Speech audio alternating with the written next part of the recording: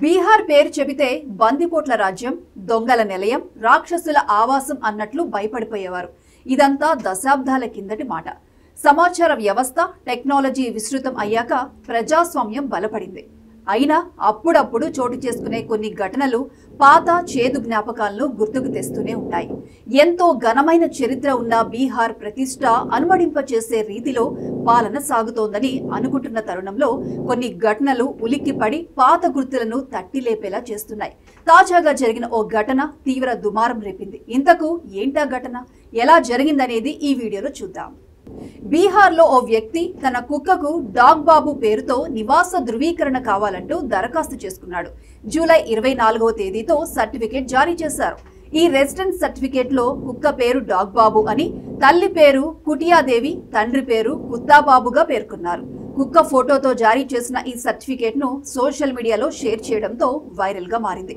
ఈ ఘటనపై ప్రజలు గొల్లుమంటుంటే ప్రతిపక్షాలు ప్రభుత్వాన్ని టార్గెట్ చేస్తున్నాయి.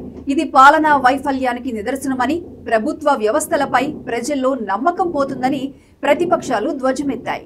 ప్రభుత్వం కన్నెర చేయడంతో స్పందించిన అధికారులు కుక్కకు జారీ చేసిన రెసిడెన్స్ సర్టిఫికేట్ ను రద్దు చేశారు.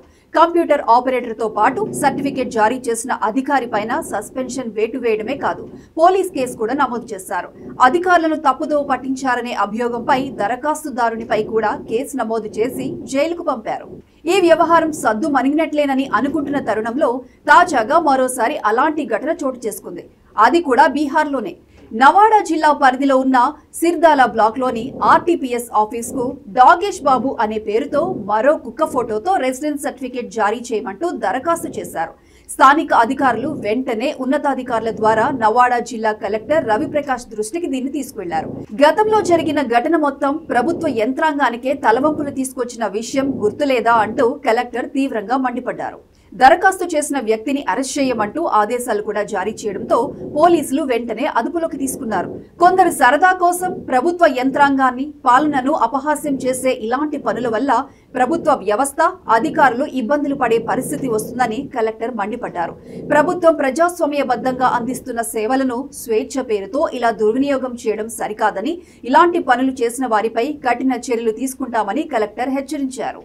ఒకవైపు కేంద్ర, రాష్ట్ర ప్రభుత్వాలు డిజిటల్ సేవలతో ప్రజల అరచేతుల్లోకి పాలన తీసుకువెళ్లాలన్న సంకల్పంతో ముందుకు సాగుతుంటే, మరోవైపు కుక్కకు రెసిడెన్స్ సర్టిఫికేట్ జారీ చేయాలంటూ దరఖాస్తులు చేసి ప్రభుత్వ యంత్రాంగాన్ని, పాలనను అపహాస్యం చేసిన వ్యక్తిని అరెస్ట్ చేసి జైలుకు పంపడం ఆకతాయిలకు చెంపపెట్టు మాత్రమే కాదు, గట్టి హెచ్చరికలు కూడా జారీ చేశారు బీహార్ అధికారులు.